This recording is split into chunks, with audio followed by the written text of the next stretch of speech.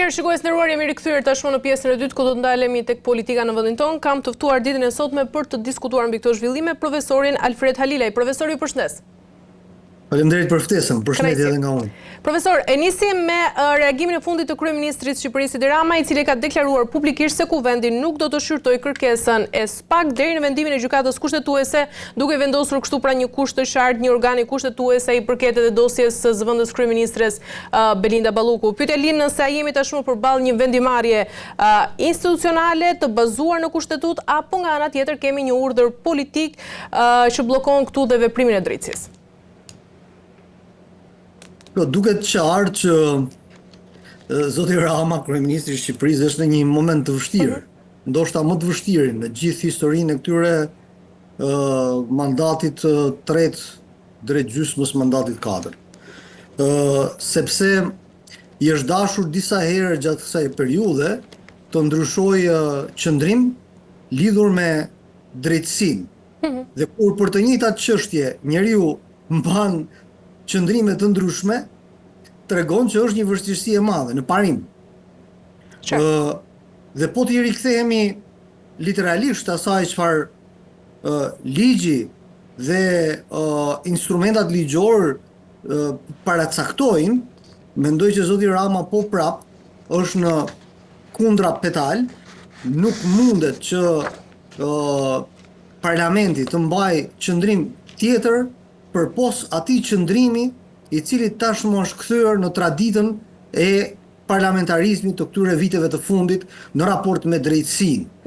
Në çdo variant tjetër, çdo deputeti apo ministri që ka statusin e deputetit, është e papranueshme që të refuzohet kërkesa e organeve të drejtësisë dhe në mënyrë specifike kërkesa e SPAK-ut si një organ i cili tashmë po e konsolidon veten me gjithë vështirësitë që ka pasur dhe me gjithë kontrollin në bindjen time të madh që zoti Rama ka pasur në këtë institucion, por me sa duket si një Frankenstein i cili nuk e duron dot më qenjen e tij, nuk e kontrollon dot më qenjen e tij, është e pamjaftueshme, duket se është e pamjaftueshme forca dhe ndikimi që ai ka pranë këtij institucioni dhe po shikojmë që veprimet e SPAK-ut janë një alarm për vetë kryeministrin dhe mendoj që ky është një moment mjaft i vështirë për të. Për këtë arsye, vendimi nuk lidhet as pak me instrumentat ligjore dhe kushtetues, por lidhet drejt për drejti me një vendimarrje politike të zotit Rama, i cili ka vendosur që në këtë rast të mbrojë më së shumti veten përballë ngjarjeve politike që mund të jenë shumë dramatike në këtë fund dhjetori. Qartë, profesor, në reagimin e tij kryeministri cilëson masat e kërkuara nga prokuroria si antidemokratike dhe antikushtetuese në të njëjtën kohë. A është legjitime që një kryeministër të jap vlerësime kushtetuese publike për veprimet e drejtësisë, apo nga ana tjetër cënon kjo pavarësinë e saj? Po qartë asgjë cënon pavarësinë e drejtësisë. Dhe këtu është kontradikta logjike edhe politike e zotit Rama. Sepse është e pamundur që një kryeministër i cili pretendon se ka ngritur një institucion sipas tij si vullnet i Partisë Socialiste dhe si vullnet i qeverisë së tij, të ngrihet në të përkundërt dhe të thotë që vendimarrjet e drejtësisë janë të padrejta. Pra kemi raste dhe precedent, po t'i marrësh me radhë të gjithë precedentët, që nga, po them unë, që nga zoti Ahmetaj, po edhe doktor Berishën, edhe Sajmir Tahirin, ministrin e Brendshëm, të gjithë precedentët janë të tillë që deputetët menjëherë automatikisht janë po them lëshuar nga parlamenti dhe nga mbrojtja e tyre politike për shkak të mandatit që ata kanë. Ky rast nuk ka pse bën përjashtim. Por, me sa duket, zoti Rama është në vështirësi të madhe sepse zonja Balluku është një kockë e fortë brenda gjithë establishmentit politik të drejtanishëm dhe ka qenë një bashkëpunëtore që nuk është njësoj si të tjerët në raport me zotin Rama, pra duket qartë që ajo veprimtarinë e saj e ka zhvilluar në përputhje me ato që ka kryeministri ka kërkuar, dhe faktet tregojnë që nëse zonja Balluku lëshohet, zoti Rama do jetë pas saj, sepse edhe për shkak të karakterit zonjës Balluku duket që ajo nuk shkon dot e vetme dhe nuk pranon që gjithçka çfarë ka shërbyer deri më tash ti hidhet poshtë dhe të shkojë me një lloj po them turpi politik përpara drejtësisë, të cilën ata vetë kanë pretenduar se po e ngrejnë, dhe në këtë kuptim them që zoti Rama po ndërmerr veprime parapolitike, ashtu siç ka akuzuar vazhdimisht kundërshtarët e tij politik. Dhe kjo është pandershmëria në thonjza e politikës, e cila shpesh herë të nxjerr edhe bllop dhe të nxjerr të vërteta në raport me realitetin politik. Qartë, por nga ana tjetër kryeministri i Shqipërisë Edi Rama, profesor, referon dhe raportet të Këshillit të Evropës për të kritikuar këtu dhe qasjen e prokurorisë. A janë këto raporte argumente juridike konkrete pikërisht për këtë rast që ne po flasim, apo përdoren nga ana tjetër selektivisht për të justifikuar kështu edhe një vendim politik? Qartazi është një lexim, ashtu siç partitë politike her pas herë ju bëjnë raporteve ndërkombëtare. Në të gjitha rastet, në të gjitha variantet, raportet janë të tilla që përpiqen të jenë gjithëpërfshirëse, përfaqësuese në argumentat që ata japin, dhe në këtë kuptim edhe çdo raport ndërkombëtar mund të lexohet edhe me syzet e pozitës, edhe me syzet e opozitës, sepse ata në argumentat që japin përpiqen të jenë vazhdimisht gjithëpërfshirës dhe sa më pranë realitetit politik, shoqëror dhe juridik të shtetit shqiptar. Ata nuk gabojnë në raportet që hartojnë, por interpretimet që bëjnë palët politike janë të tilla, gjithnjë në favorin e secilës palë. Por në këtë rast mendoj që zoti Rama po bën një interpretim shumë të njanshëm dhe të sforcuar të këtyre raporteve, sepse ai vazhdimisht ka mbështetur raportet ndërkombëtare, edhe vetë po të hymë në gjenezë, edhe vetë ky organizëm dhe kjo reforme re e SPAK-u dhe drejtësisë së re që po themi ne në këto vite është ndërmarr, është një rast sui generis. Pra nuk janë raste normale në botën demokratike, normale me demokraci të konsoliduar, ku pushtetet janë të ndara, që ndërmerren reforma të tilla. Pra janë kryesisht vendet e ishlindjes, të cilat kanë ndërmarrë reforma ad hoc specifike për shkak të korrupsionit të madh në këto vende, dhe në këtë kuptim edhe vetë reforma që kemi ndërmarrë ka qenë, po them, jashtë kontureve të përgjithshme të raporteve që ndërtohen për drejtësinë. Kështu që ky argument është thjesht një argument mbrojtës dhe njëkohësisht për të justifikuar vendimarrjen me sa duket politike të zotit Rama. Ne duhet ta shikojmë, se duhet ta shikojmë edhe ditën e nesërme, sepse me sa duket nesër do ketë po prap një mbledhje të Këshillit të Mandateve, ose duhet ta shikojmë në vijim, nëse jo nesër, në ditët në vijim, nëse qëndrimi i tyre është vërtet ky, apo do të ndryshojnë qëndrim, sepse zoti Rama është i njohur për ndryshimet e qëndrimeve të tij në raport qoftë me drejtësinë, po qoftë dhe me ndërkombëtarët, sepse jemi në një fazë kur drejtësia tashmë ka hyrë në hullin e një protektorati më të fortë ndërkombëtar, le ta themi këtë. Po të shikojmë edhe mënyrën se si u zgjedh kreu i ri SPAK, rezulton që të gjithë ata që financojnë reformën në drejtësi në Shqipëri kanë qenë shumë të vëmendshëm që ky institucion të mos shkojë definitivisht në duart e qeverisë, por të mbetet një ishull i pavarur në sistemin e drejtësisë. Në fakt, profesor, reforma në drejtësi u mbështet mbi parimin se askush nuk është mbi ligjin, përfshirë këtu edhe pushtetin publik. Dhe pyetja lind nëse po krijohet tashmë një situatë perceptimi se për antarët e qeverisë dhe jo vetëm zbatohen standarde të ndryshme nga ato për qytetarët e zakonshëm? Fatkeqësisht po, sepse mbrojtja politike që qeveria i krijon vetes dhe instrumentat edhe ligjor që ata përdorin, dhe po të shikosh edhe e drejta e kryeministrit për të ankimuar vendimin e SPAK në gjykatën kushtetuese, që përdoret shumë rrallë, pra janë raste shumë të rralla kur kryeministri në vetë të parë pa ditë, po them, një vendim të caktuar në gjykatën kushtetuese, sepse ndodh në emër të Këshillit të Ministrave, por në këtë rast është thjesht kryeministri me emër dhe mbiemër, pra tregon që ai niset tërësisht nga qëndrimi i tij personal dhe unë mendoj nga frika e tij personale për të replikuar një vendim të drejtësisë në gjykatën kushtetuese. Mirë, po pyetja është, a ka të drejtë çdo qytetar ta bëjë të njëjtën gjë? A funksionon drejtësia me të njëjtat standarde në të gjitha nivelet? Dhe fatkeqësisht kjo nuk është e vërtetë.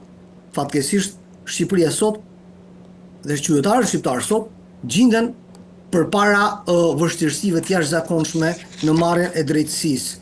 Nga 8 deri në 15 vjet shkon një çështje gjyqësore, çka nuk është as pak normale, sepse një drejtësi e vonuar nuk është drejtësi.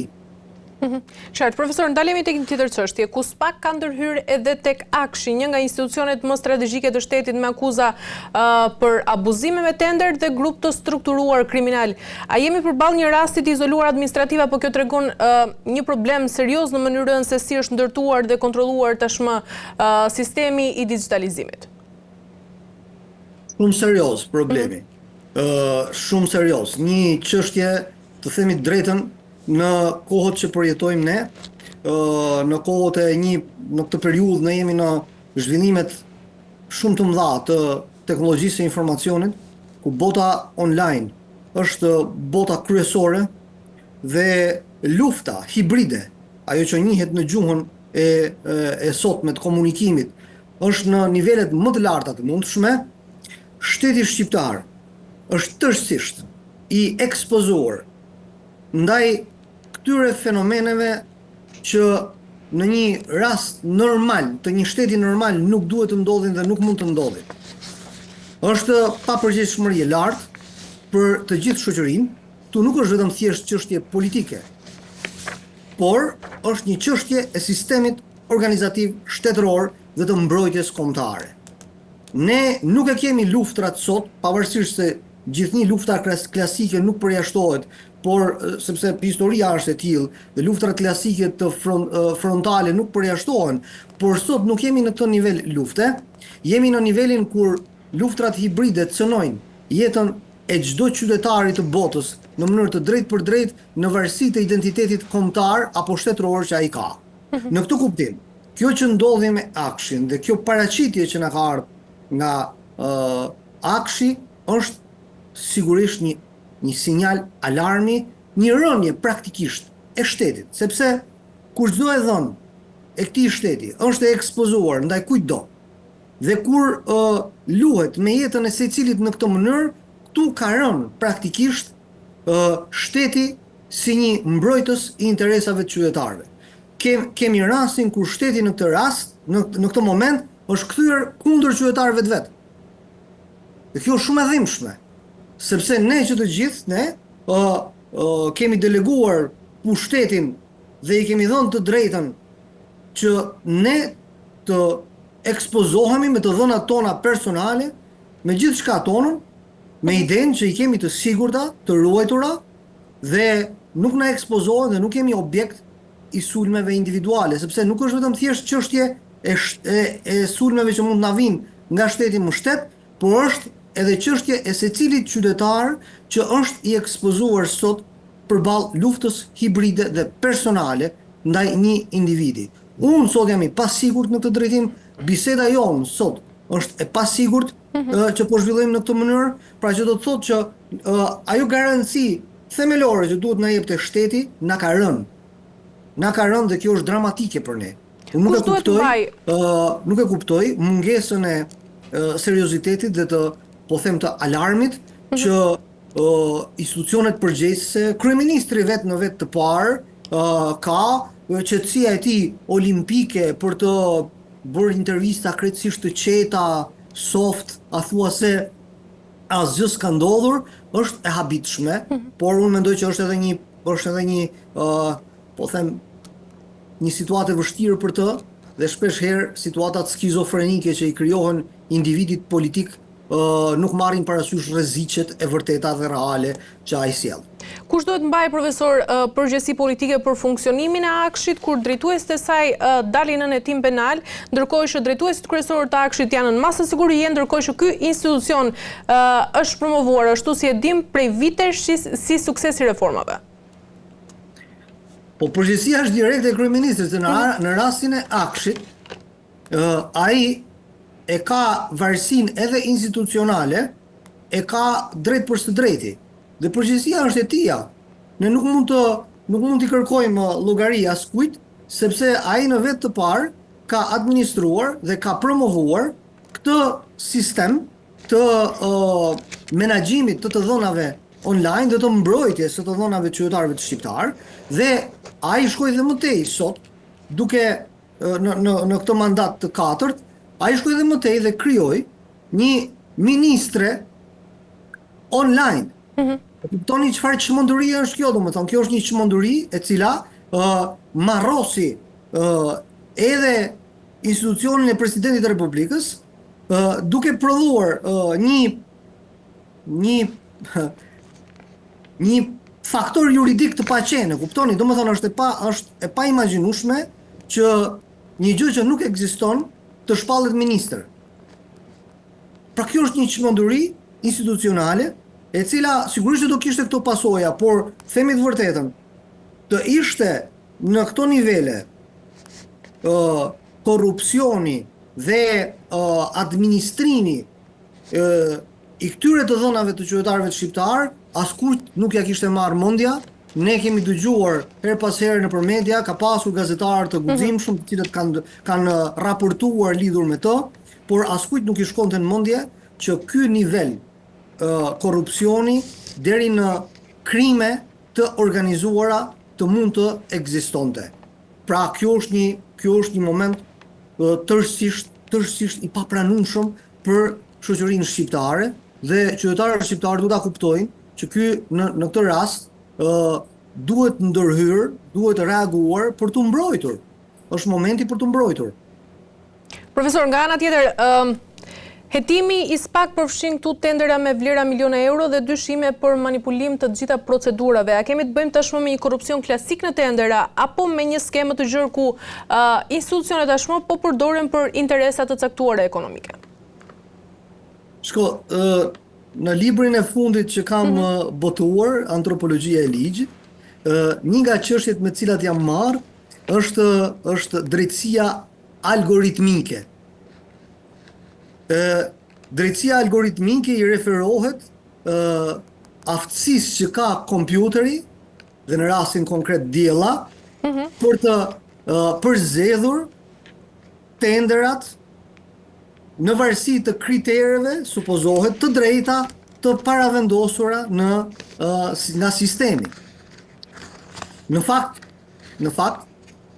kritikët e kësaj drejtësie algoritmike argumentojnë se pavarësisht se po vihet në pyetje funksioni jurist, i gjyqtarit dhe i prokurorit, në përpjekje për të zëvendësuar nga kjo lloj drejtësie, në fakt njeriu është i pazëvendësueshëm sado që të përpiqen dhe sado që të kemi ne si shoqëri njerëzore tendencën për ta shfrytzuar zhvillimin e teknologjisë së informacionit. Në këtë kuptim ju them se asgjë e paracaktuar nga ky sistem në dukje i drejtë dhe në dukje algoritmik nuk vendoset dot pa parapërgatitjen e njeriut.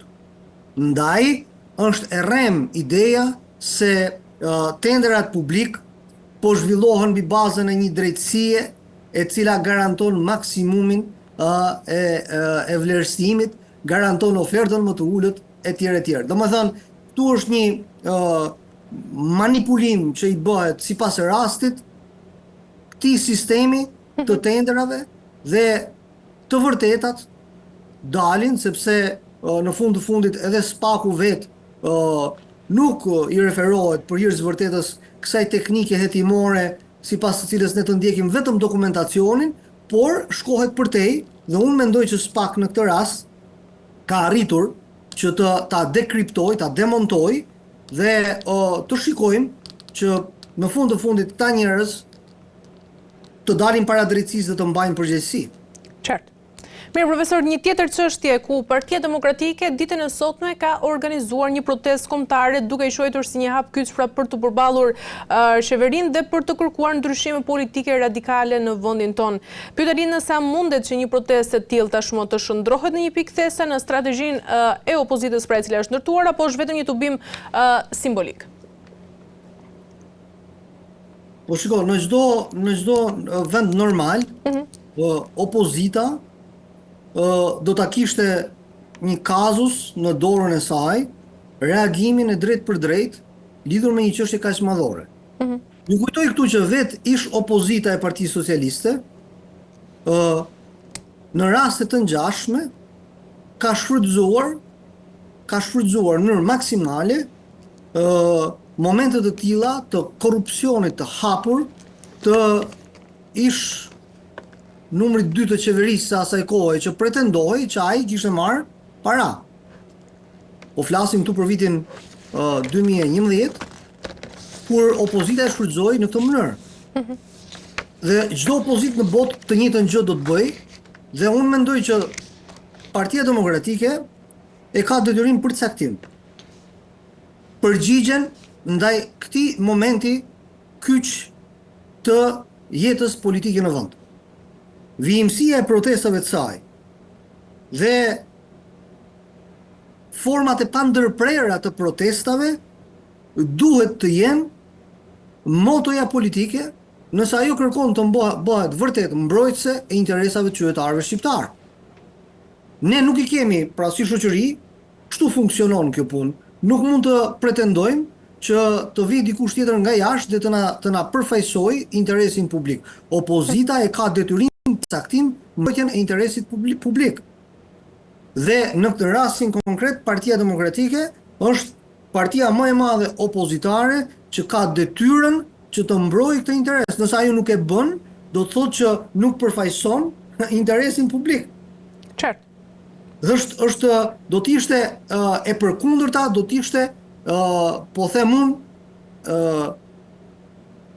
nuk e di, domethënë të rikthehemi në diktaturë. Të rikthehemi në diktaturë është një moment të cilin opozita duhet jo vetëm ta shfrytëzojë për interesa personale, por që ti shërbej shtetit dhe shoqërisë shqiptare. Vetëm në këtë mënyrë ne do të mund të vendosim para përgjegjësisë politike kryeministrin dhe qeverinë dhe do duhet që dikush të mbajë përgjegjësi për këtë. Unë mendoj që është një moment shumë i rëndësishëm dhe opozita ka detyrën ta realizojë këtë funksion për cilin është mandatuar me gjithë problemet që mund kishin zgjedhjet dhe kanë raportet e tregojnë etj, por në fund të fundit rezultati është kjo, që Partia Demokratike është shumicë në opozitë. Atëherë le të përfaqësojë këta njerëz dhe të jetë në nivelin dhe në lartësinë e kërkesës qytetare për një shoqëri demokratike. Nëse nuk e bën, është faji i saj. Qartë, profesor, mendoni se tashmë ka një përçarje brenda Partisë Demokratike duke pasur parasysh këtu edhe lëvizjen e fundit e bërë kjo nga Ervin Saliani? Po shiko, nuk e mendoj, sepse lëvizje të tilla gjithmonë do ketë edhe shumë mirë që ka. Në fund të fundit, zoti Saliani me gjithë kontradiktat dhe idetë ndryshme që ka, në fund të fundit unë nuk e kam parë që ai deri tani të paktën të dalë kundër Partisë Demokratike. Ai ka postuar, me sa e kam ndjekur, thirrje për protestën e sotme, domethënë ai është pjesë e Partisë Demokratike, siç e shikon ai veten, përpiqet që të jetë aktiv dhe unë nuk mendoj që zoti Saliani do të ketë kaq po them mungesë koherence ndaj vetes tij sa të shkojë deri në pikën kur të përçajë edhe një herë Partinë Demokratike. Domethënë gjithçka mund të ndodhë, por me sa e shikoj nga jashtë, nga po them nga një kënd tjetër vështrimi, mendoj që ata të gjithë po koordinohen në drejtim të luftës ndaj qeverisë dhe unë kështu dua ta interpretoj me gjithë po them iniciativat e brendshme që ai ka ndërmarrë, shumë mirë që i ka ndërmarrë, në fundit brenda dialektikës politike të një partie të madhe si Partia Demokratike, to duhet të jenë procese normale, sigurisht duhet të jenë statutore dhe duhet të jenë në përputhje me kushtetutën partijake. Ndryshe, domethënë, kthehen në të kundërt, dhe unë me sa shoh deri tani nuk kemi një përqarje të tillë, por kemi mënyra të ndryshme kuptimi të aksionit opozitar. Dhe për jashtë vërtetës fakti që ne erdhëm tek një protest, idetë e zotit Saliani po zhvillohen në mënyrë praktike dhe besoj që do të jenë së bashku sot përpara kryeministrisë. E qartë, mirë profesor, për ta mbyllur pyetja e fundit, nga ana tjetër Adriatil Lapaj po proteston vazhdimisht përpara kryeministrisë dhe nga ana tjetër është proceduar penalisht pa u tërhequr kështu nga kauza e tij. Apo shndrohet tashmë Lapaj në simbol të revoltës qytetare kundër sistemit apo mbetet një figurë proteste i cili nuk ka edhe një peshë të madhe politike? Zoti Lapaj duhet të respektuar për mënyrën me të cilën ai ka rezistuar në gjithë këtë kohë dhe po them meriton respekt maksimal nga çdo qytetar shqiptar, pavarësisht bindjes politike, sepse ai në fundit po bën atë çfarë një njeri vetëm ka mundësi në dorë ose ka në dorë të zhvillojë. Këtë gjë mund ta bëj kushdo qytetar, unë, ju, çdo kush që na ndjek nga ky emision mund ta zhvillojë një protestë të tillë që nuk bie dakord me mënyrën me të cilën qeverisja po realizohet në vend. Dhe ai duhet respektuar. Por dhe zoti Lapaj sidomos për qëndrueshmërinë dhe mungesën e ndërprerjes së protestës të tij meriton shumë fish respekt. Por zoti Lapaj në nivelin e mbështetjes elektorale është një parti e vogël dhe mendoj që të gjitha partitë, përfshirë dhe zotin Lapaj, duhet të organizohen në një front të gjerë opozitar, që energjitë opozitare të mos fragmentarizohen, por të bëhen që të gjithë bashkë, duke ruajtur secili identitetin e tij politik, sepse unë nuk jam për këtë shkrirjen e koloritit opozitar, secili duhet ta ruajë identitetin e tij politik në opozit dhe të bëhen të gjithë bashku për një po them një opozit reale në vend. Zoti Lapaj fatkeqësisht nuk e ka mbështetjen aq të madhe, e ka një mbështetje të vogël, kështu që atë mbështetje ai po e maksimalizon dhe respekt për të, por është detyrë e Partisë Demokratike në vetë të parë që të udhëheq opozitën dhe opozitarizmin në tërësi dhe për t'ju dhënë të gjitha palëve në opozit frymaren, oksigjenin e duhur që secili ta ruajë identitetin dhe të jenë bashkë në një përballje me qeverisjen dhe në fund për ta bërë demokracinë shqiptare funksionale, sepse unë shqetësimin kryesor si qytetar dhe si intelektual kam rënimin e demokracisë.